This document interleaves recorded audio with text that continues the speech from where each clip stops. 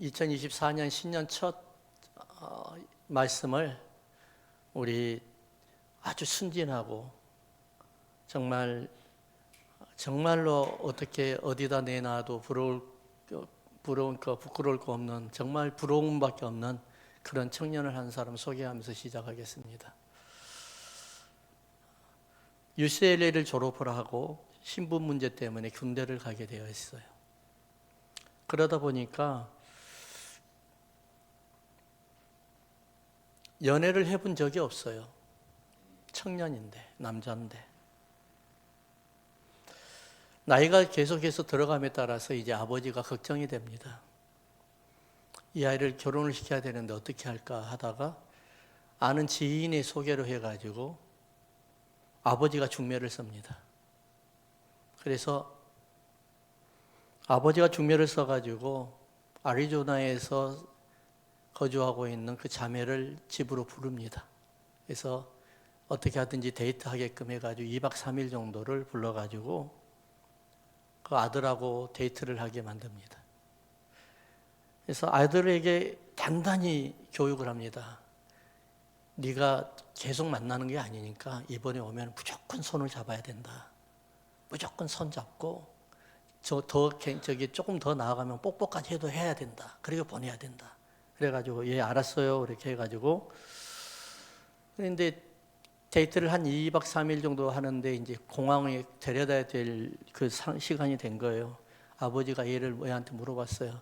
혹시 손 잡았어요? 아니요. 그러니까 사진을 보니까는 저도 봤거든요. 아주 멀리 떨어져 가지고 어디 그냥 그렇게 아주 그냥 빠듯하게 둘이서 서가지고 이렇게 사진을 찍었더라고요. 그래서 공항에 데려다 주기 전에 아들한테 다시 한번 말합니다. 꼭 손 한번 잡아야 된다. 너 이번 기회 놓치면 장가 못 간다. 그래가지고 공항에 이제 가서 이제 어떻게 하든지 간에 아들이 용기를 내가지고 자매에게 말을 합니다. 혹시 손 한번 잡아봐도 될까요? 그러니까 그 자매가 그럼요. 그러는데 그래가지고 쓱 내주었어요. 그래서 손을 한번 잡았어요. 그러고 난 다음에 또 아버지의 주선을 해서 어떻게 하든지 딱 그 자매를 집에다 불러가지고 아들하고 또 한번 엮어주려고 또 불렀어요. 나중에 또 불러가지고 이제 아버지가 또 이렇게 이야기를 합니다. 이번에는 꼭 뽀뽀까지는 해야 된다. 네가 뽀뽀까지는 해야 되고 그래야만 네가 결혼할 수 있다니까. 예, 알았어요. 그랬는데 갈 때 되니까 물어봤어요. 뽀뽀했냐니까 아니 못했는데요. 이번에는 꼭 해야 된다. 그래가지고 공항에 또 데려다 줄 때 그거 할 때 무조건 해야 된다. 사람 보든지 절대 신경 쓰지 말아라. 그래가지고 딱 갔는데 아니 아들이 공항에서 자매를 데려다 주면서 잘 가라고 해야 되는데 삐쭉삐쭉해서 말을 안 하는 거예요.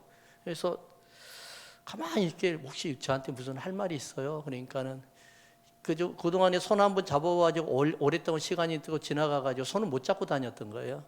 그래가지고 혹시 손을 다시 한번 잡아봐도 될까요? 그러니까 여자가 하는 말이 뽀뽀까지 해도 돼요. 그래. 그 청년하고 그 자매가 지난달에 결혼을 했습니다. 내 친구 아들입니다. 친구 목사님의 아들. 참 아름답지 않아요? 예, 참 얼마나 저희들은 웃었는지 몰라요. 그리고 너무 참 은혜되었더라고요. 2024년 첫 해 예배가 요한복음을 시작합니다. 요한복음을 하면 저는 읽을 때마다 이런 생각을 해요. 요한이 이 정도로 공부를 많이 했을까? 어쩌면 이렇게 논리적일까? 굉장히 계획적이에요. 주도 면밀해요. 1장부터 21장까지를 보면은요, 요한복음 한번 저 따라해 볼래요? V자를 그려볼래요? V자. 이게 요한복음이에요. 오셨다 가신 분. 그분이 예수님이라는 거예요. 그분이에요. 그러니까 예수님이 1장에서 오셔가지고 11장 나사로의 무덤까지 내려가요. 그러면서 올라가요. 12장 옥합. 거기서부터 시작해서 21장 지성소까지 올라가는 거예요. 주님의 나라까지 올라간 거예요. 오셨다 가신 분. 자, 근데 예수님께서 이 땅에 오셔가지고 가장 첫 번째 오늘 아까 읽었잖아요. 첫 번째 기적을 지금 베풀었어요. 그 기적이 뭐예요? 혼인잔치에 물과 물이 포도주로 된 거예요. 자, 여러분 물이 포도주가 되었네 이 찬양 알잖아요. 근데 혼인이라는 단어는 사실 우리가 그렇게 귀하게 생각을 안 하더라고요. 1장에 예수님께서 어디서 오셨어요? 하늘에서 오셨어요. 이게 요한복음만 유일하게 이야기하는 거예요. 2장에요.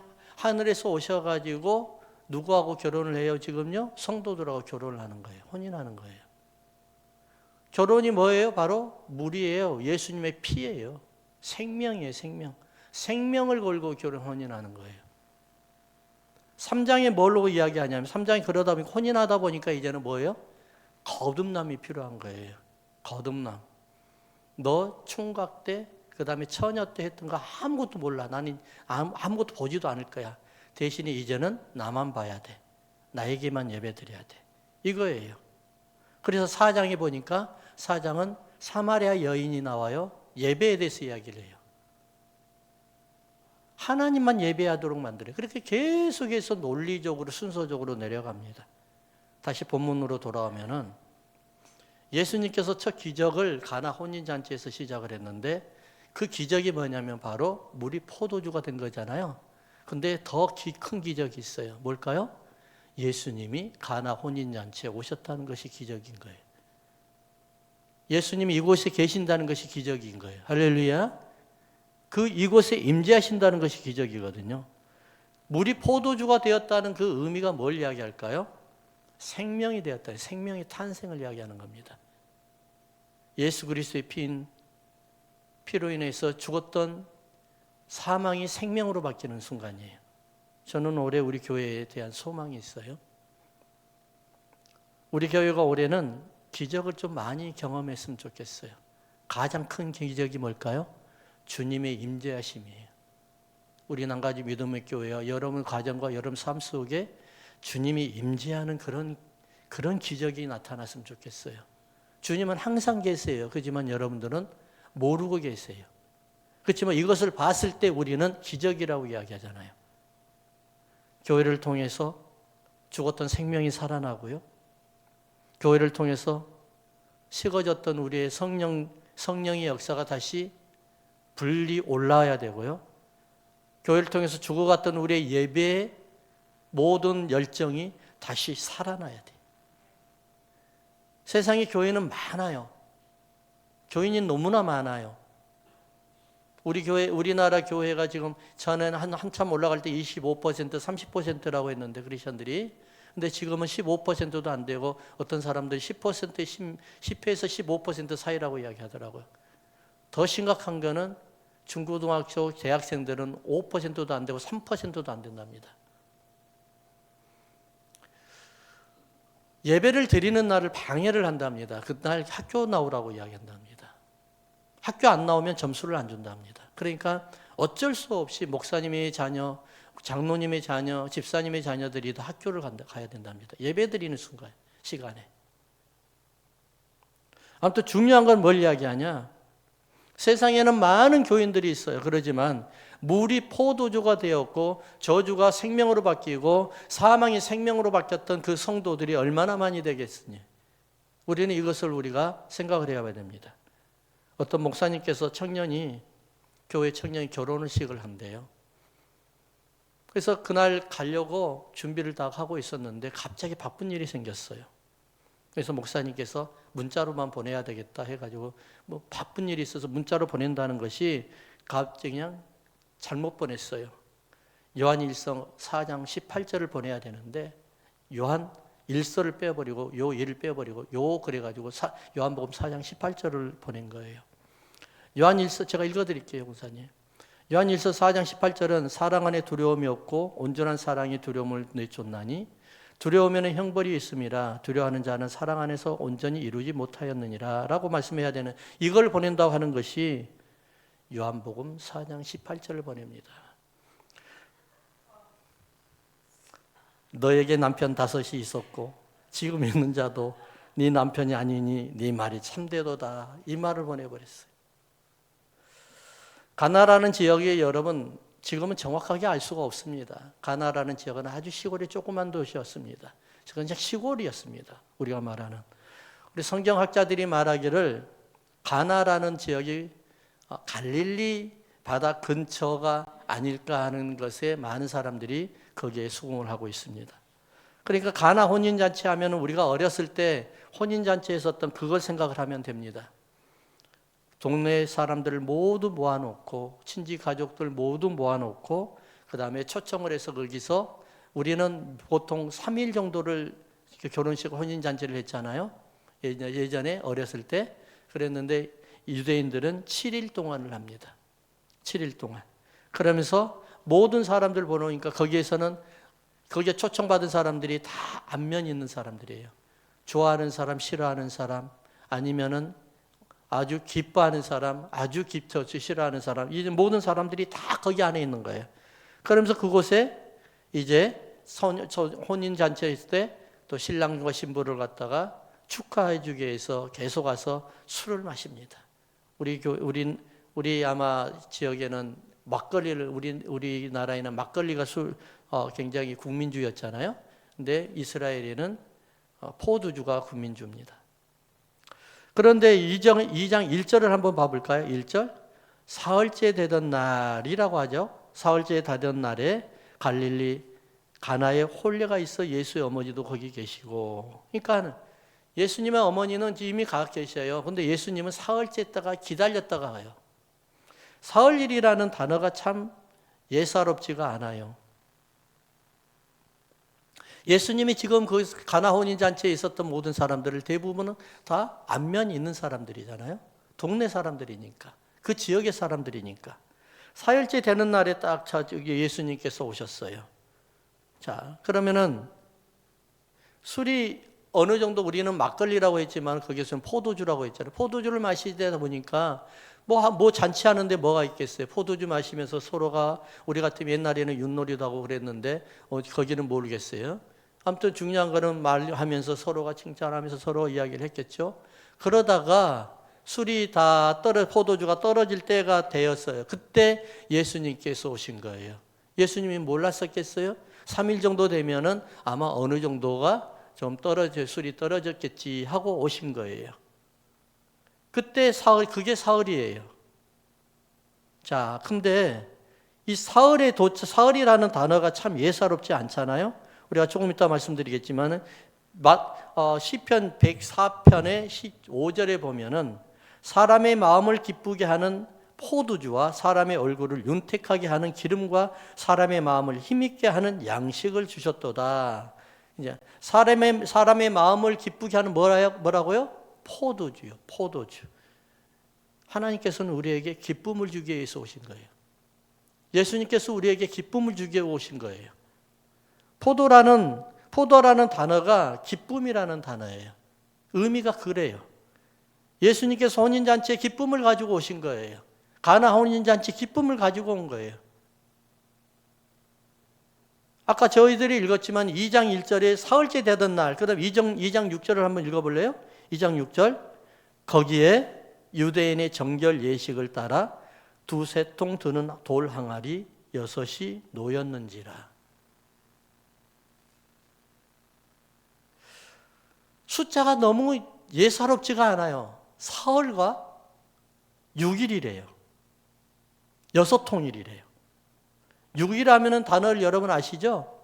사람의 숫자가 7에서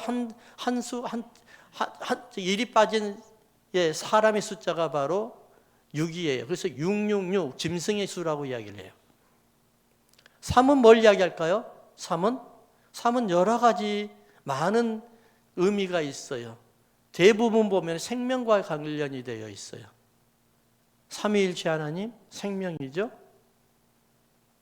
그리고 또 뭐예요? 예수님께서 무덤에서 부활하신 날 3일째 생명이죠. 그러면 예수님께서 이곳에 가나 혼인잔치에 오셨다는 의미를 뭘 이야기할까요? 생명을 가지고 오셨다는 거예요. 물이 포도주로 변하게 했다, 이 말은 뭘 이야기하는 거예요? 생명을 가지고 오셨다는 거예요. 그래서 예수님께서 가나 혼인잔치에 기쁨을 가지고 오신 거예요. 여러분들에게 2024년에 생명을 가지고 오셨고 기쁨을 가지고 오셨고 여러분들의 삶 속에 필요한 모든 것들을 공급하기 위해서 오셨다는 사실이에요. 할렐루야. 여러분 이거 믿으셔요? 예수님께서 언젠가 간식일 날 길을 걷다가 제자들과 함께 걷다가 밀밭 사이를 걷다가 배고픔에 굶주림에 이기지 못해서 이삭을 막 후려서 부벼서 먹은 일이 있었어요. 이것을 보고 있던 바리새인들이 뭐라고 하냐면은 당신의 제자들이 안식일 날에 하지 말아야 될 일을 하고 있습니다 라고 이야기를 해요. 이렇게 말하는 바리새인들에게 예수님께서 뭐라고 이야기하냐면은 성전보다 큰 이가 여기에 있느니라. 한번 따라 합시다. 성전보다 큰 이가 여기 있느니라. 그러면서 인자는, 예수님은 안식일의 주인이니라. 이렇게 말씀하신단 말이에요. 안식일이 중요한 게 아니라 안식일의 주인이신 예수님이 중요한 거예요.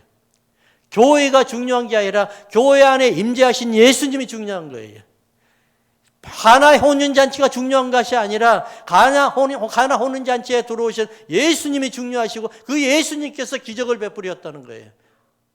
생명으로 옮기셨다는 거예요. 물이 포도주가 되게 만들었다는 거예요. 우리는 예배 속에 주님을 만납니다. 예배 속에 생명을 또 얻게 됩니다. 이 예배 속에서 하나님의 은혜를 얻게 됩니다. 예배가 왜 이렇게 중요하냐? 예수님이 이곳에 임재하시기 때문에 그분과 함께 만나는 시간이에요. 생명을 우리가 잉태받은 날이란 말입니다. 은혜를 우리가 유통받은 날입니다. 은혜와 평강을 유통받은 날이 바로 뭐예요? 예배 시간이라는 거예요. 그래서 예배는 여러분 생명 걸고 걸어야 돼요. 목숨을 걸고 드려야 되는 거예요. 그냥 물론 다른 중요한 일도 많겠죠. 그렇지만은 그보다도 예배보다도 더 중요한 일은 없어요. 어떤 부잣집 처녀가 결혼을 하기 위해서 남자친구를 부모님에게 인사시키려고 모셔왔어요. 저녁 식사를 맛있게 하고 있는 그 청년에게 아버지가 청년에게 묻습니다. 자네는 지금 무슨 일을 하고 있는가? 예, 제가 지금 목회자가 되기 위해서 공부를 하고 있습니다. 아, 그렇구나. 좋지. 그러면 내 딸은 존경받을 사모가 될 수 있겠네? 아마 하나님께서 도와주실 겁니다. 그러면 당장 결혼 준비를 해야 되는데 결혼 예물은 어떻게 준비하려고 하는 거야? 그것도 하나님께서 도와주실 겁니다. 그럼 애를 낳아야 되는데 애들은 어떻게 먹이고 살리고 애들 키울 거야? 그것도 하나님께서 하실 겁니다. 청년이 돌아가 난 다음에 그 아내가 남편에게 물어봅니다. 저 청년 좀 어떤 것 같아요? 직업도 없고 계획도 없고 오직 한 가지는 있는데 뭔데요? 저놈이 나를 하나님으로 생각한다는 거야. 도무지 계획이 없는 거예요. 도무지 살 길도 없는 거예요. 우리가 하나님 앞에 은혜를 받기 위해서는요, 우리의 삶 또한 하나님 앞에 드려야 되는 거예요. 그래야 열매가 맺는 거예요. 하나님 앞에 모든 것을 의지하고 나는 아무것도 하지 않는다는 것은 방종하는 거예요. 예배 시간에 하나님 앞에 온 몸과 마음을 드려야 되는데 예배 시간에 예배 시간에 엉뚱한 다른 일을 하게 되면 그거는 하나님과 만남을 차단하는 결과를 맺어버리는 거예요. 예배 속에 하나님의 생명이 있고 기쁨이 있는 것입니다. 두 번째, 2장 11절을 볼까요? 2장 11절. 예수께서 이 첫 표적을 갈릴리 가나에서 행하여 그의 영광을 나타내시며 제자들이 그를 믿으니라. 하나님의 영광이 있는 곳에 기적이 있습니다. 여러분 믿습니까? 하나님의 영광이 있는 곳에 기적이 있어요. 그러면 하나님의 영광이 언제 나타나는 거예요? 하나님의 영광이 언제 있는 거예요? 이게 우리의 질문이잖아요. 우리가 로마서 공부를 하면서 로마서 강의를 하면서 제가 말씀드렸던 거 혹시 기억나나요? 하나님은 여러분들의 행위나 여러분들의 헌신을 가지고 영광을 받으신 게 아니라 여러분들을 사용함으로써 하나님의 스스로 영광 받는다고 그거 혹시 기억하세요? 하나님의 영광하면 가장 먼저 생각나는 것이 어디예요? 바로 이스라엘 백성들이 애굽에서 탈출해서 나왔던 광야 아닙니까? 물론 솔로몬 성전에도 마찬가지였어요. 여러 군데 나타났죠. 광야는 여러분 생명이 없어요. 아무것도 없어요. 바라볼 곳이 없어요. 저녁에는 너무 춥고 낮에는 너무 더워서 아무것도 할 수가 없어요. 그래서 불과 구름이 없으면 전혀 사람이 살 수가 없는 곳이 광야예요. 그래서 하나님은 하나님의 스스로의 영광으로 이스라엘 백성들을 계속해서 보호하시고 그들을 도와주시고 그들을 인도해 주셔요. 하나님의 임재가 바로 영광이에요. 그들의 하나의 광야에서 하나님의 백성들을 떠나지 않아요. 하나님은 계속해서 이스라엘 백성들과 함께 가셨어요. 그게 하나님의 영광이에요. 하나님의 임재가 바로 영광이란 말입니다. 저는 여러분들에게 2024년에 여러분들 삶을 통해서 가정을 통해서 하나님의 영광이 나타나길 주의 이름으로 축원합니다. 하나님의 임재가 있는 곳에 하나님의 영광이 나타나는 거예요. 두 번째 보니까 두 번째 하니까 하나님의 영광하면 생각나는 게 예배예요. 우리가 조금 전에 말씀드렸죠. 예배는 반드시 하나님이 임재하셔요. 저는 누구하고 약속을 하게 되면은 사실 되도록이면 좀 일찍 가려고 그래요. 그런데 특히나 어른들하고 약속을 하게 되면 되도록이면 5분 정도 더 아니면 10분 정도 먼저 가려고 하는데 우리 장로님과 권사님은 저보다 먼저 더 일찍 와버리더라고요. 예, 제가 그래서 기회를 놓쳤어요. 아무튼 저는 좀 빨리 가서 일단은 그러는데 또 차가 어떨 땐 트래픽이 있어가지고 미안할 때가 돼 있죠. 근데 무슨 말이냐면은 제가 누구를 만나라고 할 때에는 누가 계신다는 것을 우리가 알고 가잖아요. 그렇죠? 여러분들이 예배 드리러 올 때 하나님이 여기 계신다는 것을 여러분들 인식하고 오시나요? 그러면 예배에 목숨 거는 거예요. 예배 시간에 다른 일을 못 하는 거예요. 하나님을 만나러 오는 거예요. 여기 하나님이 계시지 아니하면 우리는 예배 드릴 이유가 아무것도 없어요. 여러분 왜 귀한 시간 내가면서 하나님 앞에 예배 드려요? 하나님이 계시지 않는데? 하나님이 계시니까 우리가 예배 드리고 하나님이 계시니까 우리 주님 앞에 헌금을 드리고 하나님이 계시니까 귀한 시간을 내서 하나님 앞에 온 거예요. 뭐 하려고요? 하나님의 생명을 유통받고 잉태받고 하나님의 은혜를 유통받고 하나님의 귀한 평강을 유통받고 하는 거예요. 하나님의 주시는 하늘의 신령한 것을 우리가 다 유통받기 위해서 그러는 거예요. 왜요? 그걸 통해서 하나님의 영광이 나타나기 때문에 그렇습니다. 우리가 예배 드릴 때 괜히 마음이 뜨거워지고 괜히 막 그냥 업되고 하는 그런 경우가 간혹가다 있잖아요. 왜 그럴까요? 성령의 역사가 있기 때문에 그러는 거예요. 성령의 역사가 어떻게 들어가요? 우리의 심령을 꿰뚫고 들어와 버린 거예요. 이걸 그래서 임프리팅이라고 그래요. 마틴 루터가 말한 거예요. 임프리팅. 내 안에 훅 들어와 버리는 거예요. 성령의 역사가. 그래서 우리가 뭘 이야기하는 거예요? 내 안에 계시는 성령님이 내 안에서 꿈틀거리니까 내 온 육신이 다 지금 모든 세포가 다 움직이기 시작하는 거예요. 기뻐함이 있고 은혜가 있고 평강이 있는 거예요. 올해 우리의 제목이 있습니다. 우리 교회 제목이. 저는 우리 교회에서 많은 기적이 나타났으면 좋겠어요. 여러분 사람의 입장에서 보면 기적이지만 하나님의 입장에서 보면 기적이 아니에요. 당연한 거예요. 그렇잖아요? 그래서 자꾸 기적을 보면 이제 믿음이 어떻게 되냐면 하나님의 입장에서 해석하게 돼요. 당연한 거예요. 어느 날 선교를 갔는데 어느 집사님이 목사님하고 쫓아왔어요. 그래가지고 목사님 귀 먹었던 사람이 귀가 뚫렸어요 그러더라고요. 그러니까 옆에 있던 전도사님이 그래요. 그거 자꾸 흔히 있는 거예요. 그 별거 아니에요. 그러니까 그분은 놀래가지고 막 난리 나는데 전도사님하고 저 옆에 있다가 전도사님이 그거 별거 흔히 일어나는 일이에요. 그래 버리니까는 그냥 멋쩍어가지고 가더라고요. 주님의 임재를 자주 경험하잖아요. 그러면 우리는 믿음이 하나님의 눈에서 바라보게 되어 있는 거예요. 당연한 거예요. 그게 믿음이에요.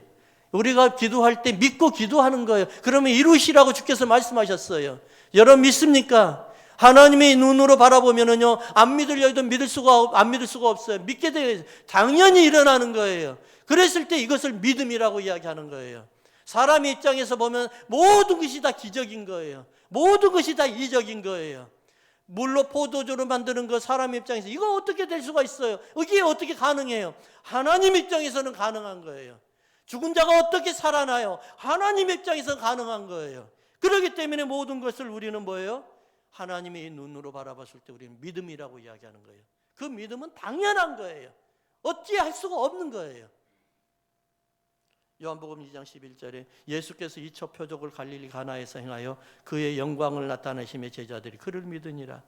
하나님의 영광이 우리 한 가지 믿음의 교회에 나타나서 하나님 임재가 이곳에 임재가 임하여서 하나님의 영광이 나타나서 여러분들의 믿음이 날로 날로 하나님의 마음으로 하나님의 눈으로 바라보는 세상을 바라보는 그런 성도가 되기를 주의 이름으로 축원합니다. 그래서 우리가 환자도 병자도 고쳐지게 되고 재정에 눌린 자도 재정이 윤활하게 되고 이제 예배 성령의 불씨가 좀 꺼져가는 사람들이 다시 성령의 불씨가 살아나고 우리는 한 가지 믿음의 교회가 이러한 모든 것들을 경험하는 참으로 많은 사람들에게 하나님의 영광을 보여드리는 그런 교회가 되기를 우리 주 예수 그리스도의 이름으로 선포합니다.